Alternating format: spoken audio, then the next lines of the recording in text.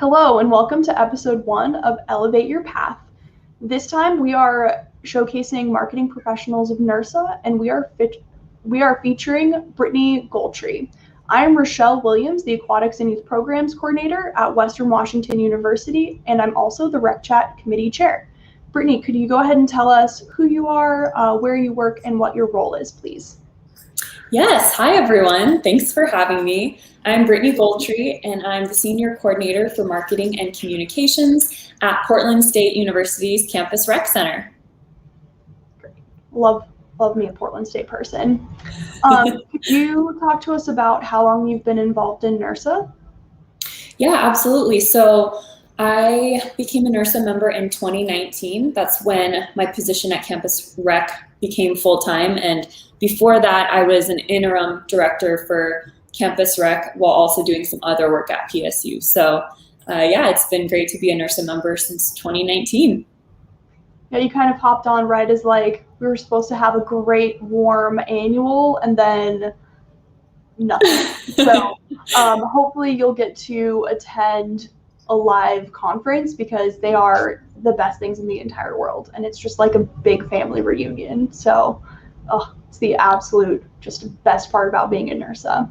Yes, I would love that. I was actually planning on going to one in the spring of 2020, but that one didn't work out. So I'm excited for hopefully this year being able to go to one.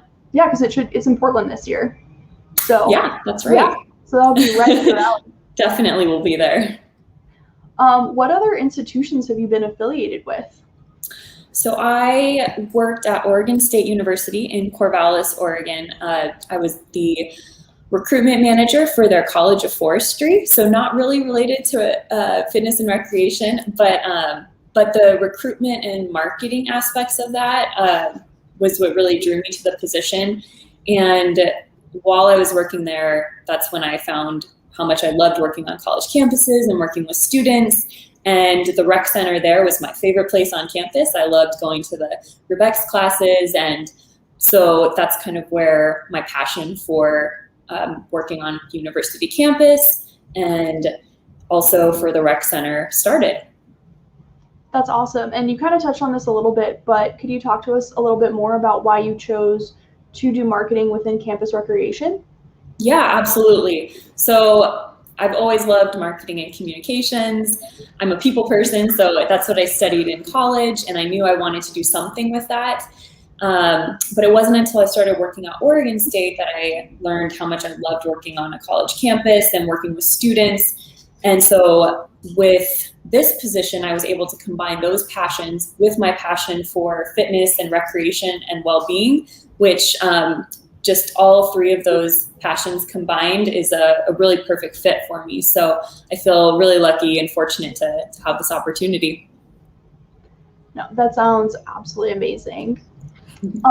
Could you talk to us a little bit about what diversity, equity, and inclusion looks like to you regarding marketing on campus and then specifically within campus recreation? Yeah, absolutely. I would say to start, a lot of it is, for me, it's about providing equal access.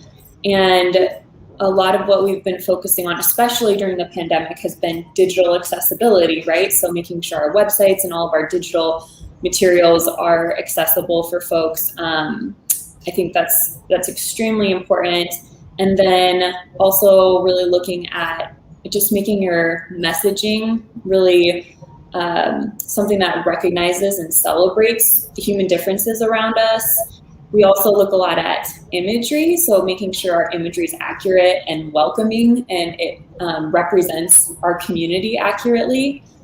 So those are a few of the top things. And then something that we've been really trying to focus on at Campus Rec is collaborating with other resource centers and departments on campus that really focus on DEI work and helping to elevate their mission and their values.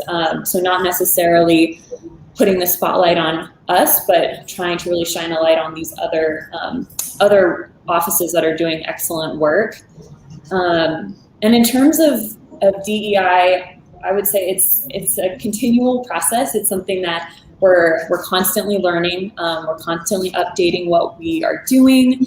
And I feel really fortunate that at PSU, they do provide a lot of trainings.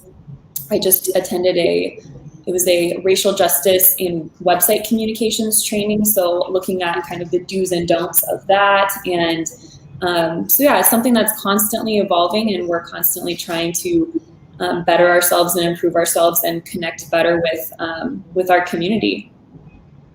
No, and that's really great to like that y'all are in a position where you've been able to recognize that you're not the experts in DEI work, and so you're able to amplify the voices of people who are the experts and, you know, who are going through that lived experience. So that's really cool as a program to kind of be at that place. So you mentioned this, you touched on this very briefly, but how do you ensure that the campus community is reflected in your different marketing campaigns? Yeah, that's a great question. Again, that's something that we're constantly working on, but I think it's really important to have imagery that people can connect with and see themselves in and relate to. And so we've just been working on collecting, really building up our video and photo library to better represent our community. And recently we've talked a little bit about how we want to do that moving forward. And I love the idea of having more candid photos. So instead of a photo shoot where we're specifically looking for certain types of imagery, I'd really love to continue what we've done in the past, where we just hold events. There are events on campus, whether it's a Pride event or maybe it's an event related to health at every size, anything like that. But I think getting permission from folks at those types of events to get their photos and use those in our materials is one of the best ways to really accurately represent the community in a candid way that's really genuine and authentic. So that's kind of what we've been doing and what we want to continue to do. And then we also we love collecting feedback from our community. So finding out what our members like about our marketing campaigns, what they want to see more of, if they want us to go in a different direction. So really getting that feedback, I think, is really important. No, that's great. And I think also like including kind of the candid aspect, or like it's like the practical application of skill. So it's a lot more realistic if you're doing like a powerlifting competition, excuse me, and you have photos of people who are powerlifting and look all different types of ways because everybody's different, versus again, like that stage, that might be someone that's like, oh, that's a shorter woman, or that is a taller man, or that is however they identify, and they see someone that looks like them, they might be like, maybe I could try a powerlifting competition instead of just finding like the fittest, most stereotypical looking people to then like do a powerlifting competition. So yeah, no, definitely. That's something that we're really trying to focus on, is showing that you could be coming to the rec center for whatever your motivation is and whatever your reason, not to focus on body size or body shape, or but really just show that anyone can participate in any of these activities, and trying to show that in our marketing materials, just so that it does feel a little bit more accessible for people and they can kind of see themselves doing it, and breaking some of those stereotypical norms of what you would think a person would look like or be like doing these different activities. No, that's phenomenal. Can you tell us about a marketing campaign that you're especially proud of? Yes, absolutely. So in May of 2019, we did a really fantastic marketing campaign. It's called Pride, Play with Pride at Campus Rec. And so that was really, the purpose was to help promote our Pride events for Portland State, which generally happen in May before National Pride Month in June, mostly because our students are still here in May. And so that was the main purpose of the campaign, was to really promote those events and activities that we were putting on for Pride, and really to celebrate people's differences. And I think a unique aspect of that campaign was that we took our more overarching campaign of play at Campus Rec, or you can play at Campus Rec. We took that brand and kind of combined it with Pride so that it was Pride at Campus Rec. And I think just meshing those two together and the messaging was a really fun project for my student team. It was largely a student-led project, so I had graphic designers working on it, and one of our student graphic designers created a Pride logo for us that incorporated the Gilbert font. And so really kind of taking a lot of different pieces of kind of Pride celebration and Pride recognition and trying to incorporate that into the brand itself. And then we did some photo shoots at our different Pride events. We created t-shirts that we handed out to participants. I don't know if you can see my t-shirt.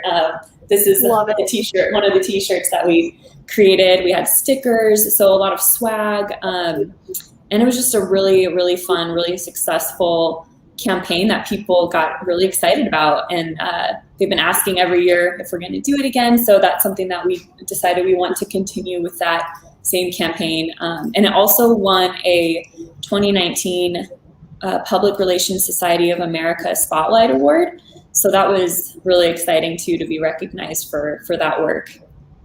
No, that sounds absolutely amazing. And it sounds like y'all did a really good job of like figuring out how to engage with that specific community.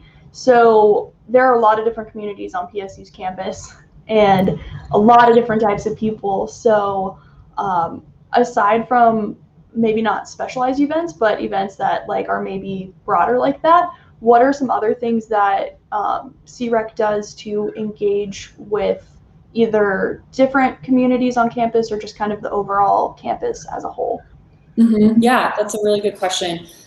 I think I really like how we partner with different resource centers on campus. I think that collaboration is so important. So for our Pride events, we usually partner with our Career Resource Center and several other groups on campus. But another example is that we have partnered with different resource centers for climbing nights. So we'll have a queer climbing night at our climbing center. We'll have a community or people of color community climbing night. We'll have women only climbing night. Those are just a few examples, but everyone is welcome to attend those events. They're not restricted, but it's just really trying to open it up so that people who might not normally go and explore the climbing center can really kind of find their community there and feel more welcomed there. So I think partnering with the different resource centers is key. We've also partnered with the Women's Resource Center on a Zumbathon for Sexual Assault Awareness Month. So highlighting different well-being and health-related initiatives through our events and through our partnerships, I think is a great way to be doing a lot of this work. And yeah, I think those are a few of the big examples.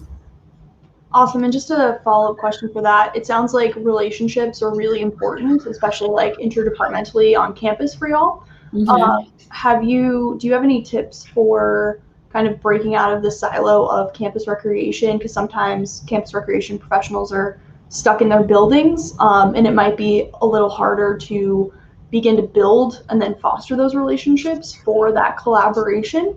Do you have any tips or any practices, like standard practices that y'all do to kind of build and maintain those relationships?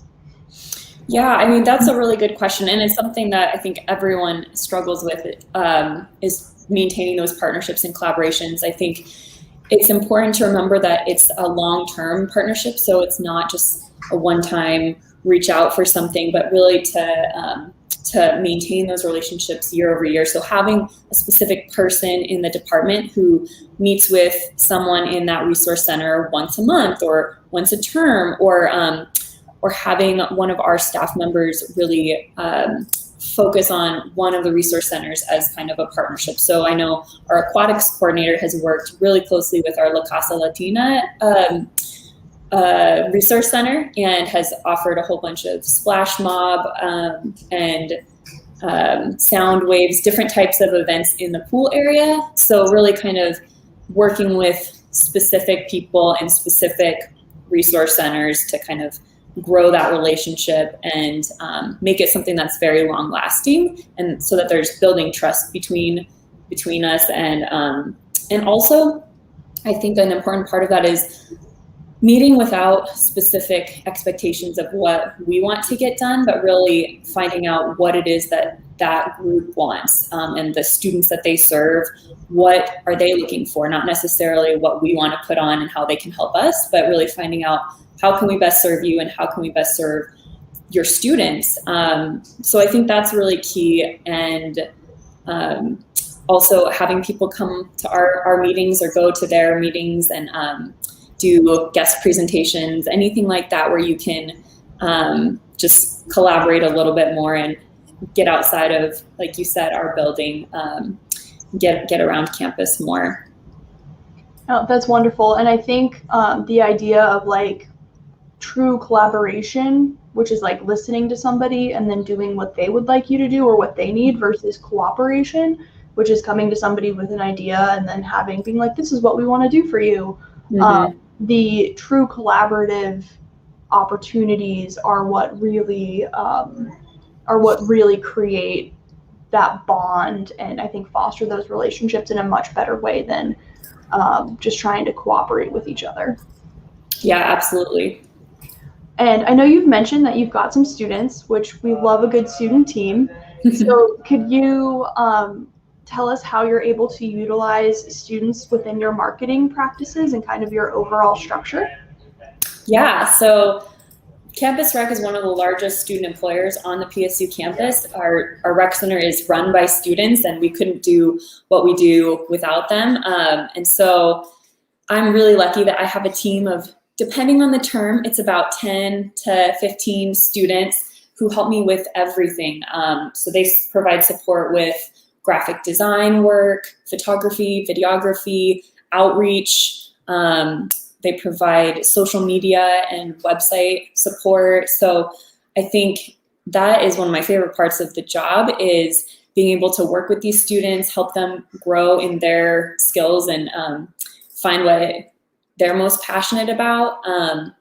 And the work that they come up with is just incredible. It's really, really inspiring. I love being able to take an initial concept and then see where they run with it. And it's always better than I initially imagined. So I think, and that's just my team as an example, but all of our different program areas have a student team and student coordinators that help to lead and supervise the rest of the team. And so I think that's one of the things that makes working at a collegiate recreation center so special, is that student connection.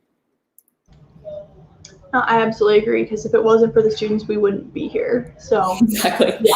And if nothing else, this year has aggressively centered our focus back on students, which I think was much needed. So we're all kind of coming out of COVID.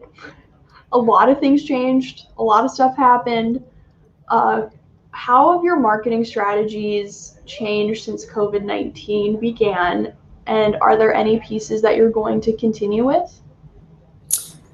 Yeah, I would say some of the biggest things that changed over the last year were a big focus on digital marketing, obviously. So a lot more focus on communicating through our website, through our social media channels, and instead of in-person events or in-person tabling and outreach, we've been doing a lot more virtual events.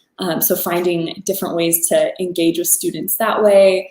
And really our big focus this year was building our video library and video content for people. So whether that's live video content, which has primarily been through our virtual Group X classes. So recording those and having people either participate in them live or recording them and then putting them up on our YouTube channel for people to participate in whenever and wherever is convenient for them. So that was a really big part.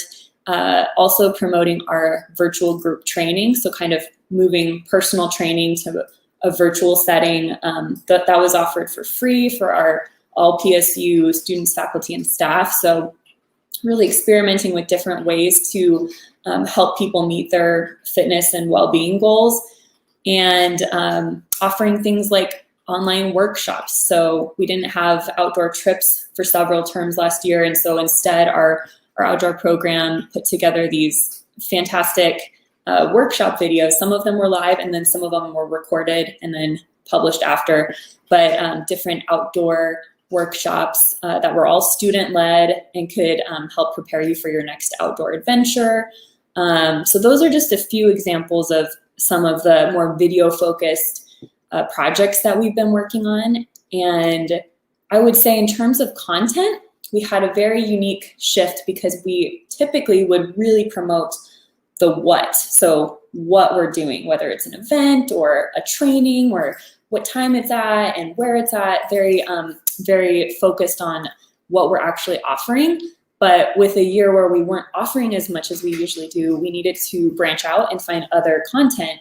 And that has actually been really a unique opportunity for us to focus a lot more on why we're doing these things. Why are we putting on these events, and why would someone want to come, and really how it's helping people's well-being by participating. And so we've been really able to focus a lot more on kind of those values of well-being and inclusivity and building community and the why behind everything that we're doing, which has been really fantastic. And so that's something that we would like to continue with moving forward, in addition to promoting the what of all the whats that we're doing, sharing the why behind it, and really making that meaningful. And then also continuing with the video library and having content that's available to people, whether or not they are on campus, and whenever works best in their schedule.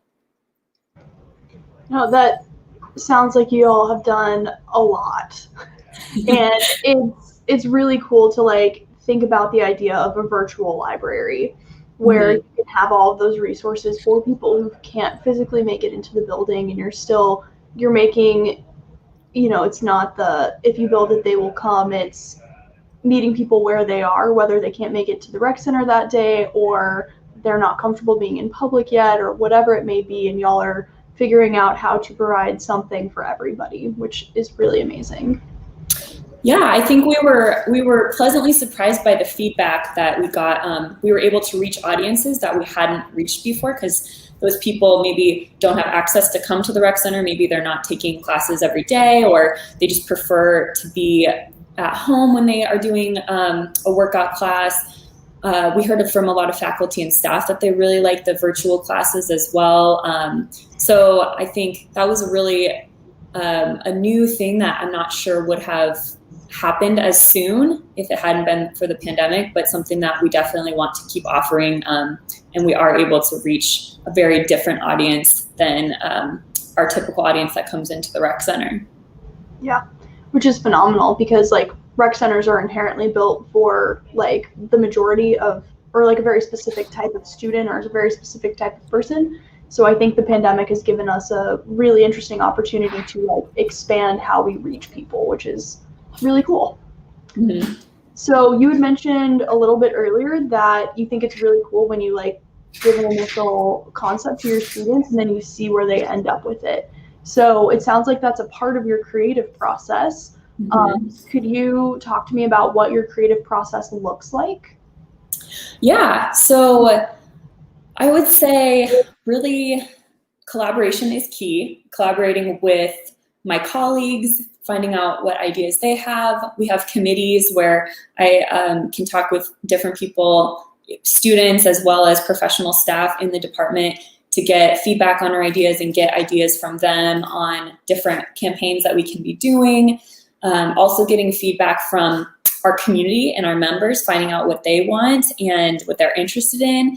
And then, like you said, the student team is huge. So getting their ideas, brainstorming with them, running things by them and seeing what they come up with.